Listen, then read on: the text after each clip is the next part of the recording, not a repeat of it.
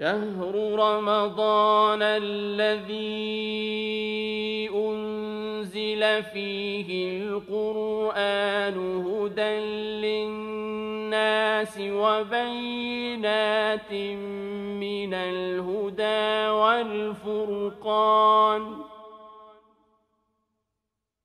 فمن شهد منكم الشهر فليصمه ومن كان مريضا أو على سفر فعدة من أيام أخر يريد الله بكم اليسر ولا يريد بكم العسر ولتكملوا العدة ولتكبروا الله على ما هداكم ولعلكم تشكرون. بسم الله الرحمن الرحيم. إن الحمد لله نحمده ونستعينه ونستغفره نعوذ بالله من شرور أنفسنا ومن سيئات أعمالنا من يهده الله فلا مضل له ومن يضلل فلا هادي له وأشهد أن لا إله إلا الله وحده لا شريك له وأشهد أن محمدا عبده ورسوله بلغ رسالته وأدى الأمانة ونصح الأمة وجاهد في الله حق الجهاد حتى أتاه اليقين فصلوات ربي وسلامه ورحمته وبركاته عليه وعلى آله وصحبه. If a person were to ask the question to himself or herself or your fellow Muslim brother or sister, how do I know that my fasting in the month of Ramadan, my feeding the poor, feeding those who are fasting, giving iftar, my i'tikaf, my Eid, my salah, how do I know that it was accepted by Allah subhanahu wa ta'ala? Those of us who have performed the great pilgrimage, Hajj, and his smaller sister, Umrah, you leave, you travel thousands of miles, you spend thousands of dollars, you sacrifice a lot. And oftentimes you may even suffer a lot and sacrifice a lot of things. How do I know that my Hajj was accepted? How do I know that my Umrah was accepted? Allah subhanahu wa ta'ala tells us in the Quran al-Kareem that He only accepts from the muttaqeen, those who have taqwa, those who fear Allah, and those who follow His laws and His commandments in those specific acts, even if they have shortcomings and faults in other acts and at other times. But in your Hajj, in your Umrah, in your Siyam, in your Itikaf, in your Suhoor, in your Iftar, are you from the Muttaqeen? How do I know? How am I sure? Is there a sign that Allah has given us? Is there something that the Prophet ﷺ instructed us to do, a clue to look for? Or are we totally lost and in the dark? We don't know whether it's being accepted or not, period.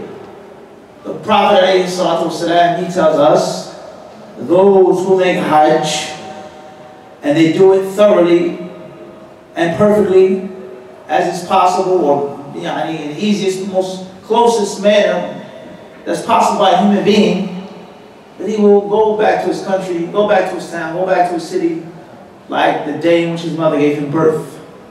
And the Prophet ﷺ also tells another famous authentic hadith, there is no reward for the Hajj Mabrur except for paradise, except for Jannah. So how do we know that our fasting and our prayers and the things that we do, how do we know that they have been accepted? Or when it comes to repentance, tawbah, something that Allah the Sublime, the Exalted, has commanded us to perform, to make tawbah. وَتُوبُوا إِلَى اللَّهِ جَمِيعًا أَيُّهَا الْمُؤْمِنُونَ لَعَلَّكُمْ تُفْلِحُونَ. Allah says, وَتُوبُوا إِلَى اللَّهِ, repent to Allah, جَمِيعًا, all of you, sinners and those who aren't sinners, righteous and those who aren't so righteous, those who are learned and those who aren't so learned. Tubu ila Allah, repent to Allah. O you who believe, O you believers, in order for you to be successful. Ibn al-Qayyim rahimahullah ta'ala said regarding this verse, Allah sent down this ayah in Medina after the Sahaba migrated, left their homes, left their parents, left their wealth, after they fought their family members on the battlefield, after many of them were wounded and martyred, after they spent immensely in Allah's cause, after they gave and sacrificed so much, after many of them were persecuted and tortured in Mecca. And Allah continued to tell them to make tawbah. After the rulings of Islam were laid down, after the iman was strong and solid, Allah continued to tell them to make tawbah. Ibn al-Qayyim, he said, this verse proves from Surah An-Nur that the slave never ever abandons the station of tawbah in your life. If you're pious, you constantly need to make tawbah. If you're making a sin or mistake, if you have a shortcoming, you constantly need to make tawbah. But the question is now, how do you know that your tawbah is accepted? Was I sincere? Did I make tawbah correctly? What is tawbah? So there lies no doubt, this is a grand question. Is there any way that I can know that my acts of ibadah have been accepted by Allah? We say yes, and we say no. There is a way, and there isn't a way. There is and there isn't. As far as the no, the negative, then only Allah Azza wa Jalla knows what is accepted and what isn't accepted. For great wisdom, He hides it from His slaves. And perhaps this even pertains to Laylatul Qadr. Only Allah truly knows what Laylatul Qadr is, for wisdom. Abdullah ibn Umar radiallahu anhu, who was from the junior companions, but he was from those with a great deal of knowledge and a great deal of love and favor for the Rasulullah. And he would do everything that the Prophet did to the T, even if it wasn't something that was necessarily ibadah, but he would do it. Where the Prophet slept, where the Prophet did this, where he did that, so on and so forth. It's a narration which he said, for me to know that Allah would accept one sajda from me, if I knew that for sure, that Allah accepted one sajda, not one prayer, not 1 week, not one Jum'ah, not 1 year, just one sajda, that would be more beloved to me than the entire worldly life. Everything in the dunya, if I could go to sleep at night, and I could be at rest, and for sure that Allah had accepted one sajda from me. Ponder on those words, one sajda. And that's Abdullah ibn Umar, who prayed, who fasted, who cried, who did all of those great things. So the concept of the slave not knowing what is accepted is a great deal of wisdom for you to keep striving and struggling, and not to become complacent, and not to lose the sense of urgency. Allah accepts from whom He wills. And as far as the yes part of the answer, or confirming the answer, we say, is that look at your state. Look at what type of person you are. Look what type of woman you are, what type of man you are.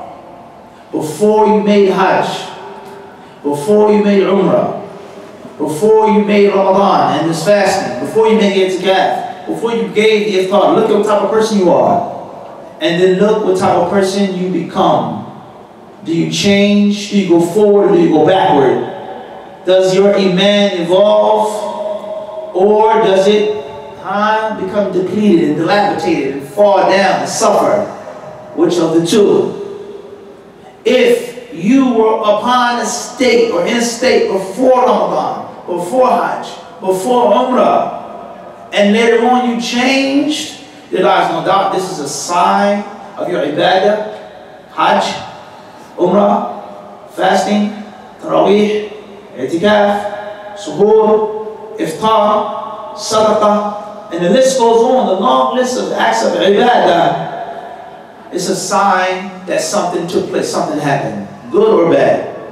So, if you are an average Muslim, barely doing the basic things, barely avoiding the haram things, after you fast, after you make i'tikaf, after you look for Laylatul Qadr, and you reach the basic proficient level of Islam, that's a sign that your ibadah was accepted by Allah. If you were a good Muslim, a strong Muslim, You had a solid foothold in Islam. And you became even more, even sharper. You polished yourself even more. That's a sign that your ibadah was accepted. It was accepted. So a person goes from the worst to bad. Bad to good, good to best, good to better.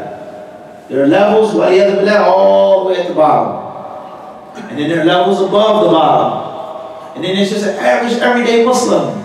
And then you increase. How many extra prayers? How many extra sadaqah? How much Quran do you read? Gauge yourself. And this is one of the ways, inshallah, hopefully, bi'idhnillah, that you will be able to try to figure out that Allah had accepted your ibadah. Because it isn't so much important that you just do it and perform it, but you want it to be accepted. So we have two levels here. And this is very important when it comes to Laylatul Qadr. I'tikaf, last 10 nights, very important.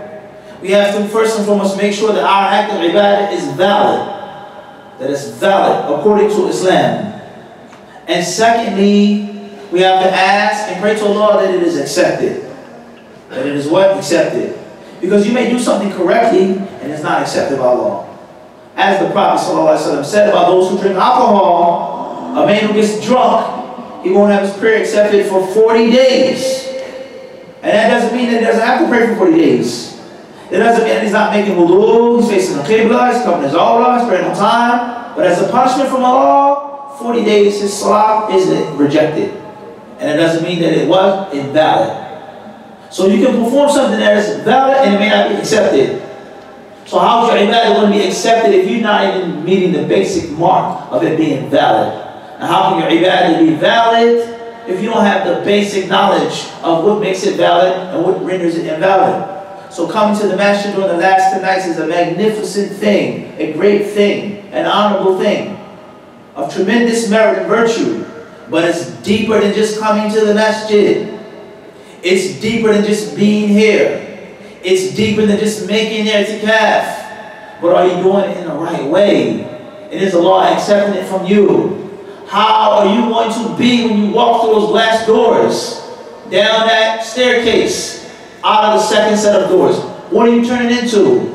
The same person that you came in, or different? Your iman feel higher, or the same, or lower? Your bad habits, your sins, your mistakes, your shortcomings, the flaws that you have as a husband, as a wife, as a mother, as a father, as a son, as a daughter, as an imam, as someone who's behind the imam. Do you become better, or are you stuck in a rut, a spiritual rut? So if you want to know if your ibadah is accepted, only Allah truly knows. These are some basic gauges, some basic ways of determining is it accepted or not. And there are many people that we've seen come and make Hajj and Umrah, listen to a talk, listen to a class, sit in the tent, go to the Kaaba, see things, see people die on Hajj, which we've seen people die. See people get killed on Hajj and all types of things. And wallahi, when they leave Mina, they leave Muzdalifah, they go back to the hotel as if they're different people. Different people. They go to the airport, they're different. I want to give up this bad habit. I want to stop doing this. This is haram. I have to do this. It's not right. And you go back to New York City or Philadelphia or New Jersey or wherever you're from and you say, wow, what happened to Fulan? He's like a different person now because he made Hajj with sincerity, with knowledge. Hopefully we follow the Sunnah and inshallah Allah accepted his ibadah. And a sign that his ibadah was accepted is that he turned. He changed.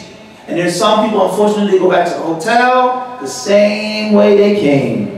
And it's sad for you to spend $8,000, $10,000, $15,000, $20,000, and you go back as the same way you came. It's sad. It's a tragedy.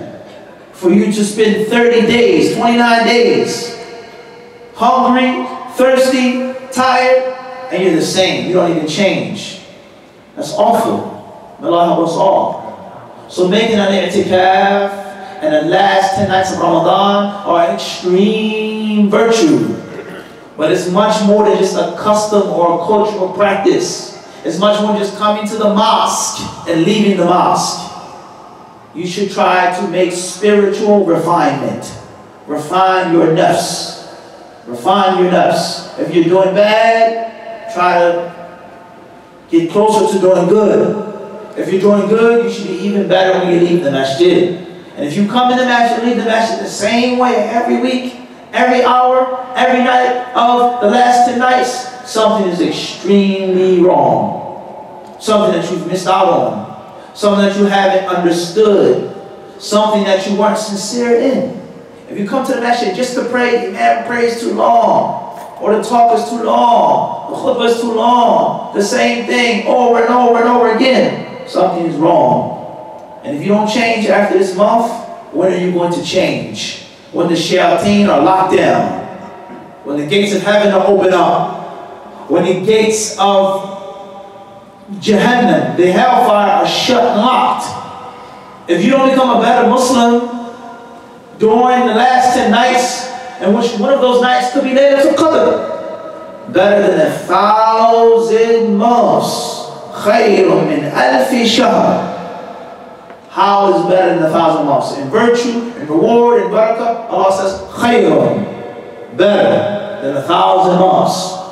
If you don't become a better Muslim during 10 nights, which the Prophet ﷺ says regarding those who stand in the month of Ramadan in prayer, those who stand in the night of Qadr in prayer, they will be forgiven of their previous sins. Allah forgave you. You took a bath. Now let me go jump into a pool of mud again. Let me get dirty. I just took a bath. I just washed up. I just put on deodorant. I just brushed my teeth. I just put on lotion and powder. And just put on grease in my hair. I cleansed myself. Let me get dirty again. Something's wrong. Something's seriously wrong. And perhaps you could be from those individuals whom Allah has said regarding, that's Allah, فَأَنْسَهُمْ أَنفُسَهُمْ. They've forgotten about Allah. So Allah has caused them to forget about themselves. One who lacks sense, one who has a mental illness, one who abuses drugs, one who's an alcoholic, they smell, they're dirty. You see a bum on the street. One of the first ways that you know someone is addicted to a substance is their hygiene. You may not see it in their money, you may not see them doing it, drinking, smoking, but the hygiene is the telltale sign. The first way that we know this person is smoking is his teeth, his clothes, he smells. The person doesn't wash, doesn't clean himself or herself because they have forgotten about themselves. The Prophet ﷺ tells us, مُدْمِنُ خَمْرٍ كَعَابِدِ وَثَنٍ. The drunkard is like an idol worshiper. The drunkard is like an idol worshiper. There's a time in which you don't know Allah. You don't think of Allah. You forget about Allah. And if you don't know Allah and think about Allah, you're going to forget about yourself. So maybe you're from those who you've forgotten about yourselves and that which is beneficial for your own nafs. So it makes no sense for a person to be dirty and smelly, not to be clean. Common sense to wash up, clean yourself. This person with this mental illness, he doesn't have that common sense anymore. And the same applies to the spiritual defilement, the spiritual filth and dirt. Allah washes you, let me go back and get dirty again. Doesn't make any sense. I just washed this coat, let me keep it clean. Don't spill nothing on my clothes. Just come out the cleaners, the dry cleaners. That's what you say, you take care of things, because you just washed it. Your car, you took it out of the car wash, and the birds come by and they put something on your windshield. You say, subhanAllah. Or some people may say, damn it, just wash my car. And it's dirty again. Because something is wrong. You know that you don't put filthy things on clean things. So these nights are virtuous. Allah talks about them in the Quran al-Kareem. The Prophet ﷺ explicitly explains to us the virtue of these nights. The time, the standing, the prayer, the qadr of Allah subhanahu wa ta'ala, the preordainment, the Quran being sent down. If that was no other virtue except for that, that would be more than enough. So I'm not here to lecture you. I'm not here to give you a long lecture, talk, and speech. This is something that is food for thought. And I'll leave the rest to you. We ask Allah, the Sublime and the Exalted, to make us of those who change in this month. Ameen. We beg Allah, the Sublime and the Most High, to accept our deeds, our acts of worship in this month. We beg that Allah subhanahu wa ta'ala will allow all of us to reap the juicy fruits of these last 10 nights. Allahumma ameen. Yes, Lord, accept our fast, accept our prayer, and accept all of the good that we do. Allahumma ameen. Wa sallallahu wa sallam wa barak ala abdihi wa rasulihi نبينا محمد وجزاكم الله خيرا.